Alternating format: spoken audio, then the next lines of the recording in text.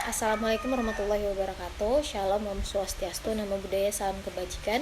Perkenalkan, nama saya Vera Kasmita dengan NIM 220502065.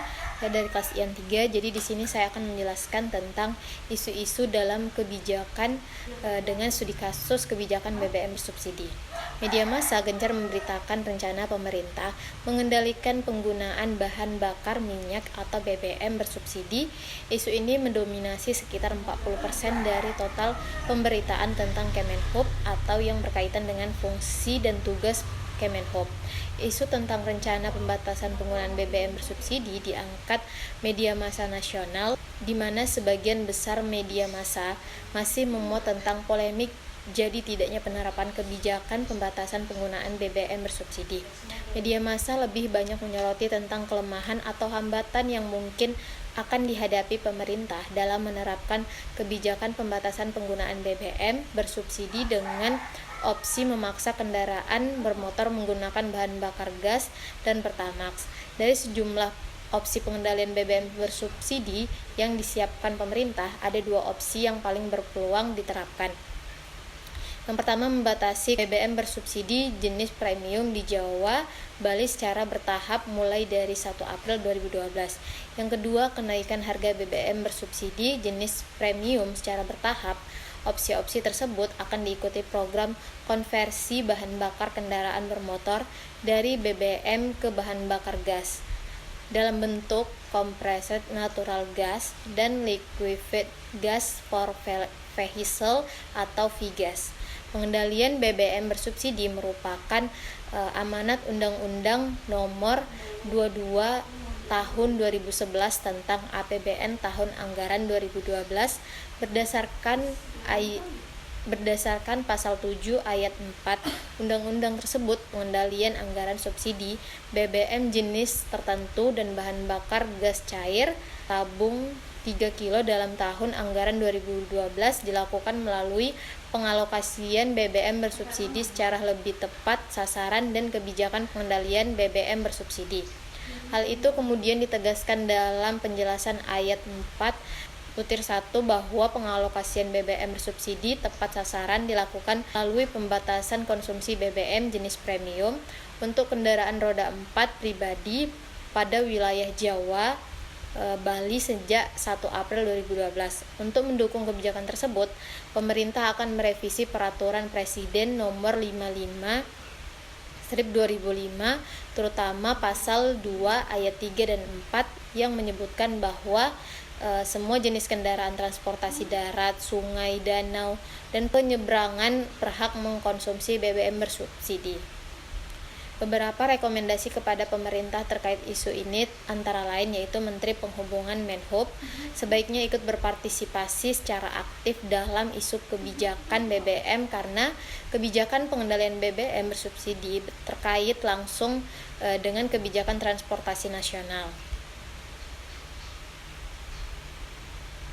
Pengendalian BBM bersubsidi melalui opsi pembatasan konsumsi maupun opsi kenaikan harga secara bertahap bertujuan menekan konsumsi BBM bersubsidi yang terus meningkat dan sulit dikendalikan akibat terus bertambahnya jumlah kendaraan bermotor. Meningkatnya subsidi akan terus membebani APBN, apalagi subsidi BBM sebagian besar dinikmati orang-orang mampu. Jika konsumsi BBM bersubsidi dibatasi atau harga BBM bersubsidi dinaikkan, berarti pemerintah bisa menghemat subsidi. Hasil penghematan subsidi BBM akan digunakan antara lain untuk membangun infrastruktur transportasi publik yang nyaman, aman, dan murah, sehingga masyarakat akan terdorong beralih dari mobil pribadi ke angkutan umum.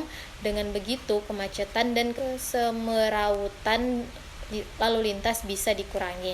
Kebijakan itu juga bertujuan mendorong masyarakat beralih dari BBM ke BBG, mengingat kebijakan tersebut akan diikuti oleh program konversi bahan bakar kendaraan bermotor dari BBM ke BBG.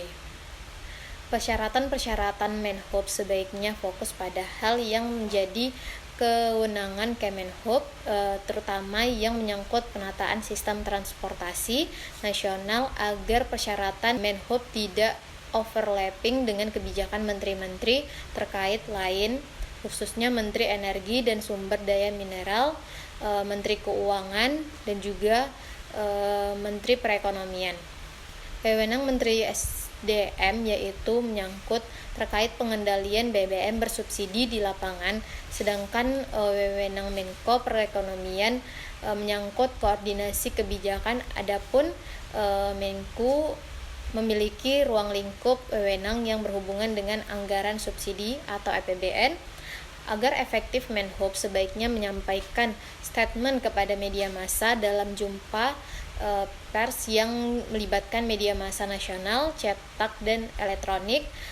Ada baiknya jumpa pers difokuskan pada masalah penataan transportasi nasional dalam kaitannya dengan rencana kebijakan pengendalian BBM bersubsidi, baik melalui pembatasan konsumsi maupun melalui kenaikan harga secara bertahap.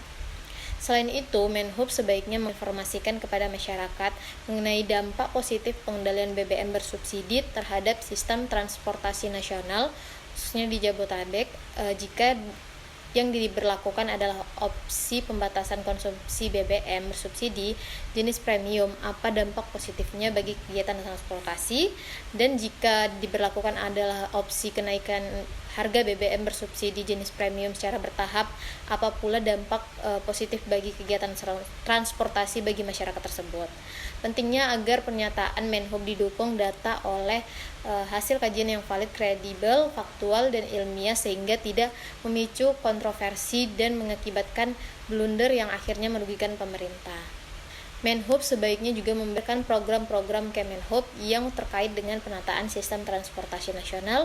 Jika yang sudah, sedang, maupun yang akan diterapkan, upayakan agar program atau proyek yang dijelaskan kepada media massa adalah program atau proyek unggulan yang memiliki magnitude atau besar dari proximity kuat serta memberikan manfaat bagi masyarakat luas. Jika ada rencana kebijakan transportasi nasional yang akan segera dikeluarkan, Menhub sebaiknya langsung menginformasikannya kepada media massa. Segitu saja penyampaian materi saya. Wassalamualaikum warahmatullahi wabarakatuh.